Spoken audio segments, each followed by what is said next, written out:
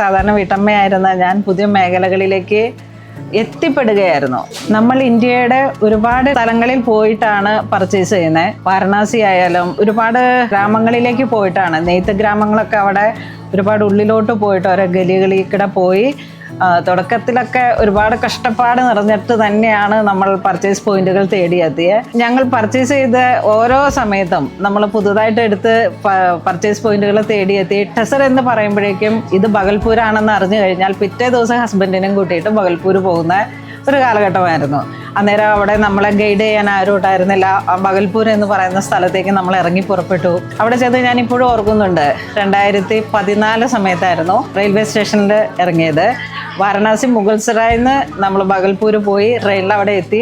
അവിടെ ചെന്നിട്ട് നമ്മൾ വളരെ ആകസ്മികമായി ദൈവം നമ്മളെ കൈ പിടിച്ച് നയിച്ചു എന്ന് തന്നെ പറയാം. വെള്ളം കുടിക്കാനായിട്ട് വണ്ടി നിർത്തി ഒരു വാട്ടർ ബോട്ടിൽ എടുത്തു. ആ വാട്ടർ ബോട്ടിൽ വാങ്ങാൻ ചെന്ന കടയുടെ തൊട്ട് ചേർന്നുള്ള ഒരു ഷോപ്പിലാണ് ടെസറിൻ്റെ ഒരു വേൾഡായിരുന്നു അവിടെ. ടെസർ സാരീസ്, ടെസർ മെറ്റീരിയൽസ്. അതുപോലെ തന്നെയാണ് നമുക്ക് ഓരോ നിമിഷങ്ങളിലും ഓരോ സ്ഥലങ്ങളിൽ എത്തിച്ചേർന്ന കഥ. പൂണോളിൽ എന്നുള്ളത് ഞങ്ങളുടെ വീട്ടുപേര് തന്നെയാണ്.